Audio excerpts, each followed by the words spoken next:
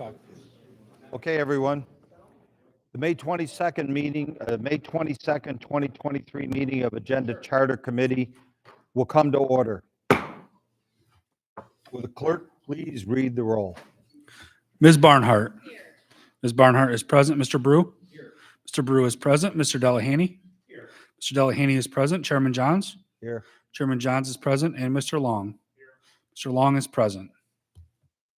Okay, is there anyone here that's signed up or would like to come up for part of the public forum? There was not. Okay, we'll go to the next item on the agenda. The approval of the minutes. You have before you the April 24th, 2023 minutes. They will stand approved unless the clerk is notified of any changes before the end of the business day.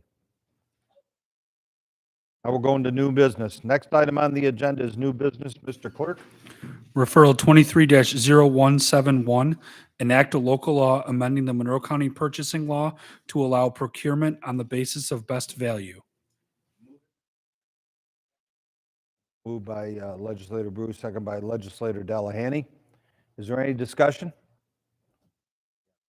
Yes, through you, Mr. Chairman, to the administration. Could you explain why this revision is necessary?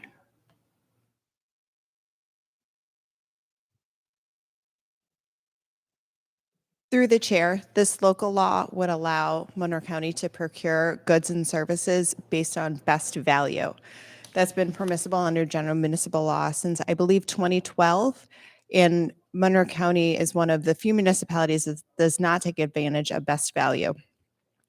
By going for best value procurement, it allows municipalities to examine quantitative and qualitative items, not just lowest responsible bidder, when making procurement choices.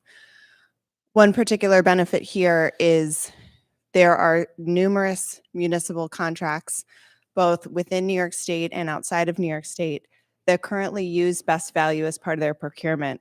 But because Monroe County has not adopted a best value standard, we are not able to piggyback off of those contracts. So when we look at federal government contracts, those currently use best value. Monroe County cannot piggyback off of those contracts. The same with state contracts, outside of New York State and Pennsylvania. Those are the only two contracts that we're allowed to piggyback off of. So by going by best value, we're both allowing a more thoughtful review under procurement that's not just limited to lowest responsible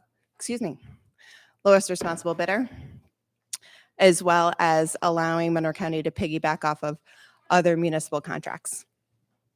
Okay, yes, thank you. And a follow-up question to that, if I may, through you, Mr. Chairman of the administration. Are there any type of bids that be going through the county procurement process that would not be would not fall under the category of being considered best value?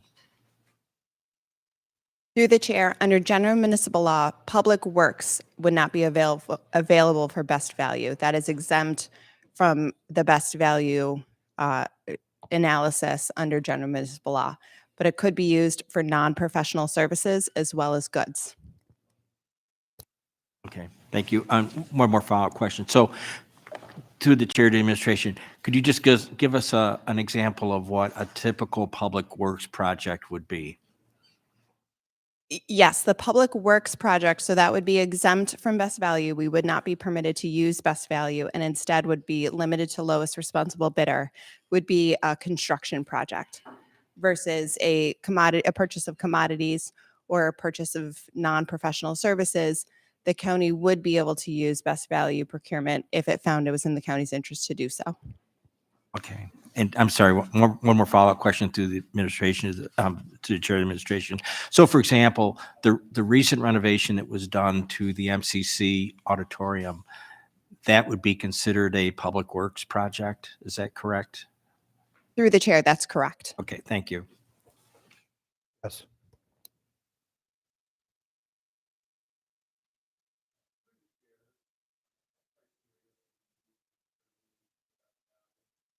And will it be standardized or ever changing?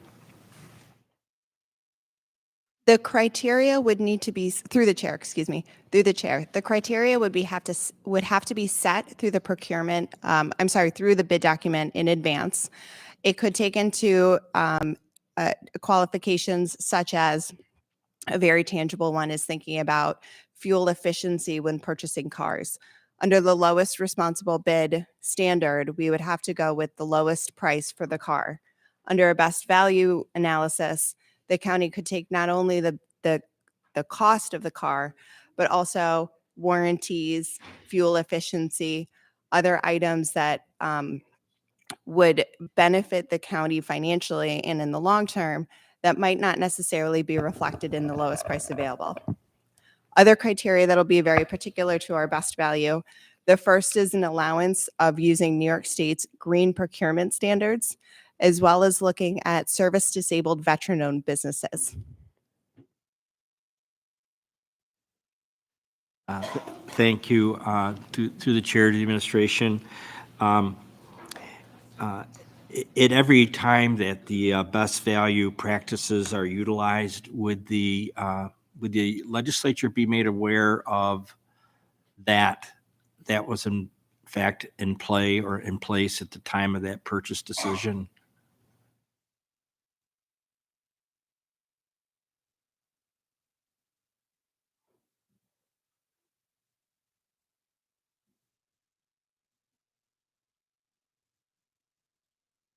Typically, under the procurements that are for non-professional services and for commodities, those are typically done through the purchasing manager. Those typically don't come before the legislature, but certainly it could be a report that's submitted to the legislature.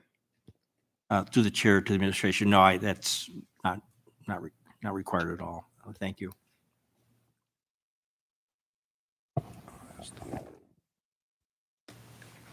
Yes, legislator. Through the chair, will the public and the legislature be provided an ample written explanation each time?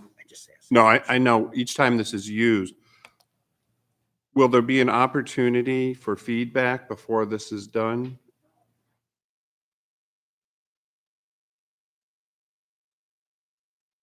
Through the chair, may I ask for further clarification? Sure. So if the best practices are used, say for, like you were looking at a car, and, there's disagreement within the legislature on maybe, or questions about what's going to be the procedure or disagreement with picking that vendor, is there an opportunity ahead of time for the legislature to be able to have that discussion with the administration?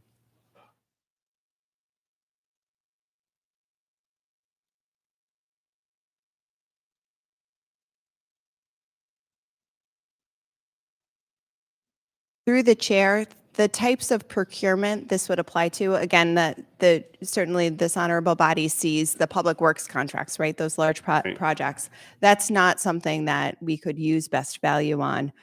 Typically, these are smaller purchases of commodity, relatively smaller purchases of commodities and non-professional services that is done through the purchasing department. All right, thank you. Okay, is there, yes, legislator Long. Chair of the administration, I have a question about process. So section 3G, number 3, says the evaluation criteria and process for awarding procurements based upon best value shall be identified in the county's procurement policy. Can you just talk about what is the process for updating the county's procurement policy beyond the definitions that are in the referral? Through the chair, the county's procurement policy is included in the annual budget each year. So that is part of the annual budget and something that is reviewed and included through the legislature's approval of the budget. Yes, legislator Delahanty. Through the chair, will the administration be providing us with an explanation or notifying us when best value is being used?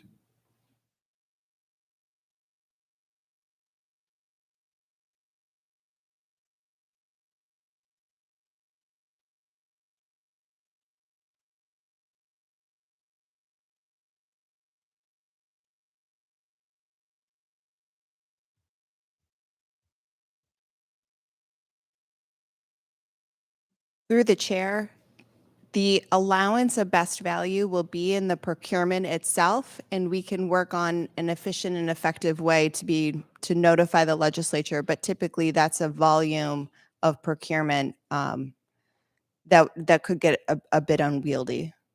Okay. But we could work on an And- effective way.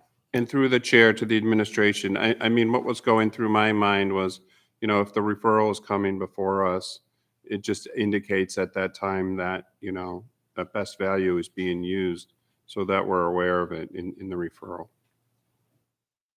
And, you know, also I think it would be helpful too, and maybe this is still to be determined through the chair, when that process, you know, why on one item it happens and why on another item it doesn't occur. Through the chair, when there are procurements that come before the legislature for approval that use best value, we're happy to note that within the referral. Thank you, through the chair. Okay, is there any other discussion? All those in favor signify by saying aye. Aye. Any opposed? Ayes have it, the item carries. Next item? That's it. That was the last one. Oh, very nice. Okay, there being no other matters, the May 22nd, 2023 meeting of Agenda Charter stands adjourned. The next meeting of Agenda Charter will be held on Monday, June 26th at 5 o'clock.